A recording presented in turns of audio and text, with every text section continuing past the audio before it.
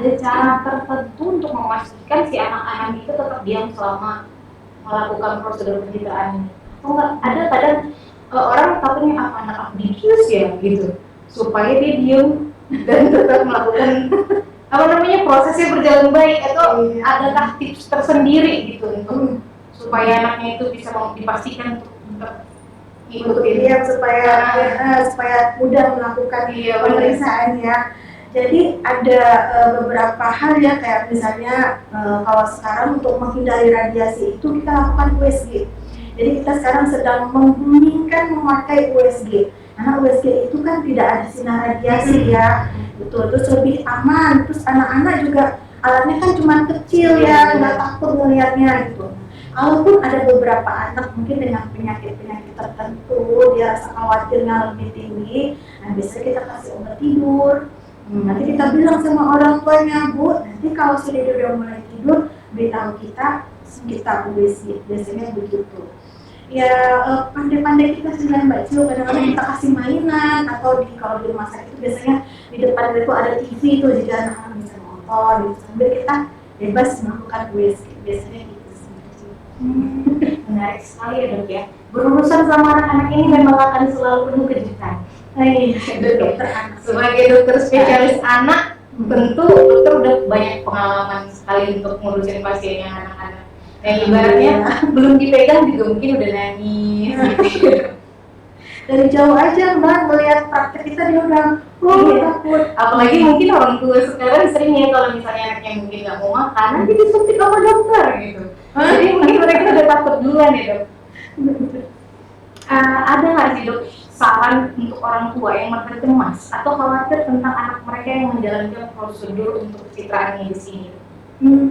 Kalau saran saya sih Mbak ya, ngobrolin aja deh ya, maksudnya lihat gitu.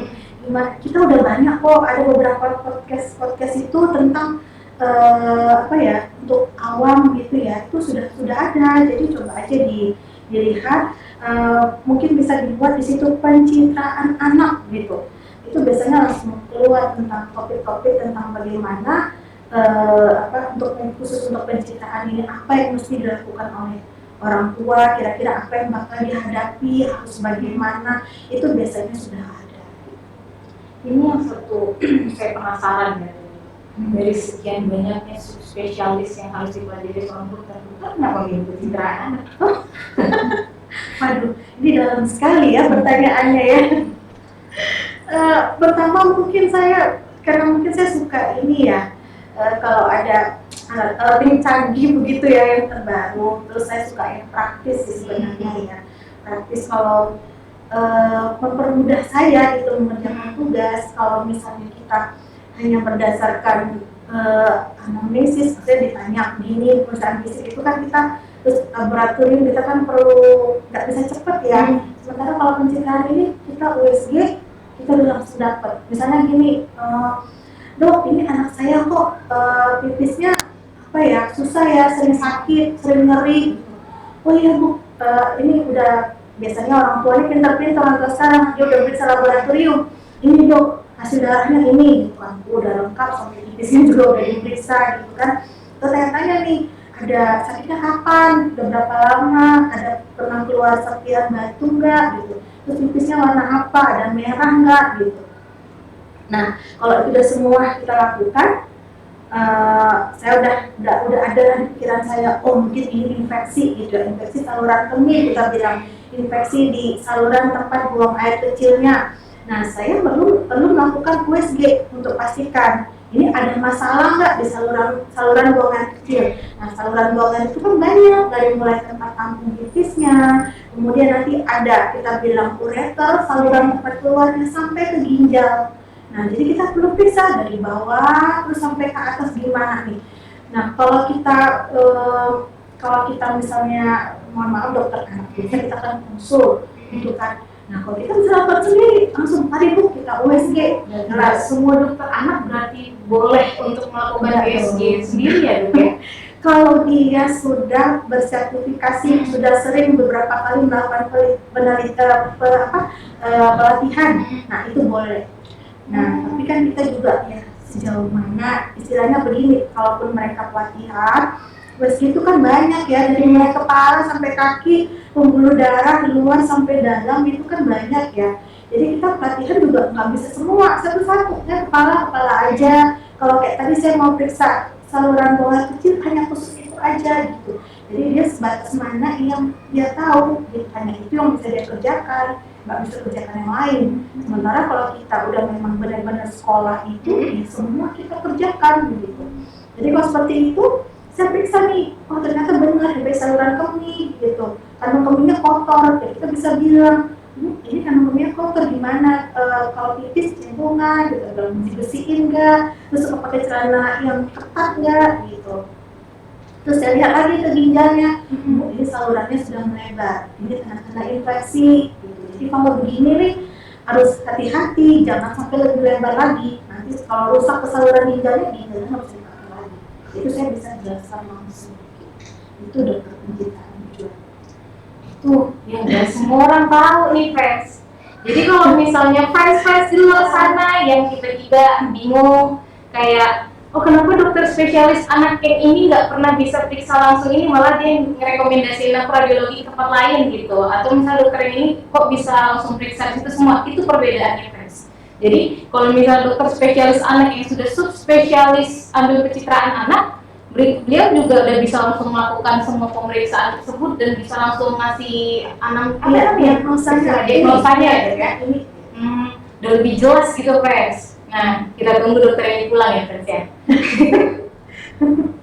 Dok, kira-kira ada nggak sih dok pesan-pesan dokter lah untuk orang tua baru di luar sana, karena kan memang kebetulan ini bukan musim kawin ya, bukan musim nikah, tapi memang kebetulan generasi kelahiran 90 sekarang baru punya anak 1, 2 gitu, pasti masih awam banget nih mereka tentang anaknya, ibaratnya anak demam sedikit mereka udah panik langsung gitu.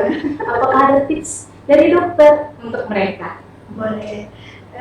Jadi kalau misalnya ibu-ibu muda baru lahiran anak nih, ya kan, nah ini juga sering nih kita melakukan USG. Nah, contohnya apa? Misalnya anaknya kecil, berat badannya misalnya kurang, atau dia lahirnya prematur, kurang bulan ya, 7 bulan, 8 bulan, nggak sampai 9 bulan.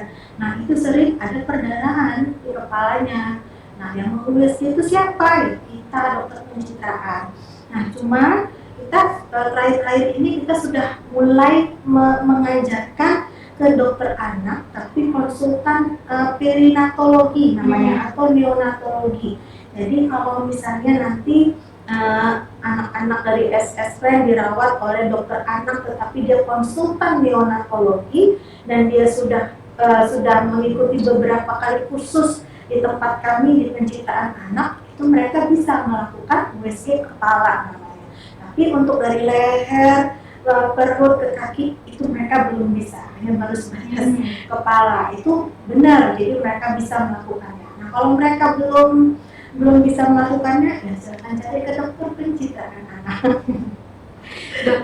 Kalau ada friends ini yang mau tiba-tiba, aku penasaran nih ada yang mau tanya langsung sama dokter. Dokter ada nggak sosial media yang bisa SS Friends follow lah, gitu dok? Entah Facebook atau Instagram aja ya. Nanti Instagram saya boleh dokter sebutkan, nanti dia muncul di sini tulisannya. Boleh deh nanti dimunculkan ya. Dokter, kira-kira dok, kapan dokter selesai pendidikan dok di sana dok? Insya Allah secepatnya ya, soalnya ini mohon doanya. Mari kita aminkan semua SS Friends biar di Medan muncullah dokter pencitraan anak gitu ya, karena ini memang benar-benar jarang banget loh friends. Ini dokter juga kita impor langsung dari Jakarta supaya muncul di sini. Dan ini Mbak Ci untuk Medan sendiri baru 2 orang ya, ada saya dengan dokter Charles Regan. Baru kami berdua. Baru 2 orang, langka banget, ini yang perlu kita sayang friends. Ya, karena memang untuk apa ya, namanya untuk anak kecil itu kita perlu sentuhan khusus ya dok ya. Nggak sama kayak kita, mungkin kita diletak-letak mana aja hidup, tapi kalau anak-anak mungkin nggak bisa gitu ya dok ya. Iya, spesial. Dok, ada nggak apa namanya kata-kata yang mau dokter sampaikan sebelum mungkin entah di episode selanjutnya nanti kita ketemu lagi dok, pembahasan yang mungkin lebih luas gitu ya dok. Tapi kalau untuk episode pertama kita ini sekalian juga perkenalan dengan dokter Fitri, ya kan? Ada nggak sih dok kata-kata penutup yang mau dokter sampaikan buat SS fans semua di rumah, dimanapun anda berada deh, mana lagi dokter di jalan ya kan? Silakan dokter. Ya, jadi untuk sobat SS fan ya silakan ini ya, mungkin sekarang bisa googling dulu apa sih tentang pencitraan anak. Jadi kalau pas ketemu dengan saya silakan, atau ada masalah-masalah dengan anak yang kira-kira ini kayaknya perlu pencitraan anak nih, misalnya batuk, pilek, muntah, muncrat, itu juga perlu untuk pencitraan anak. Ya, kenapa nih batuk nggak sembuh-sembuh? Mungkin ada radang paru-parunya, atau mungkin ada cairan.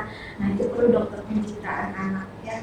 Itu aja Mbak Cio. Terima kasih banyak dokter Fitri. Semoga pendidikannya cepat selesai dan kembali ke tanah kelahiran kita ini, agar kita bisa mengembangkan kota Medan dengan segala sumber daya manusia yang luar biasa ya dok ya. Karena tadi cuma 2 nih di kota Medan. Ya. Jadi kita bakal ketemu lagi nanti ya dok ya, mungkin di episode selanjutnya. Jadi jangan lupa SS Friends, jangan lupa subscribe SS Studio Podcast dan follow Instagram kita SS Studio 1924. Nah, mungkin followersnya atau kontennya belum banyak, tapi kita berharap dari Friends Studio semua bisa follow dulu. Nanti kita bakal sharing semua informasi terkait kesehatan dan kita bakal cakap apapun yang berkembang yang ada di Kota Medan maupun Indonesia. Nah, jadi kalau gitu sampai ketemu lagi di episode selanjutnya. Bye bye. Assalamualaikum warahmatullahi wabarakatuh.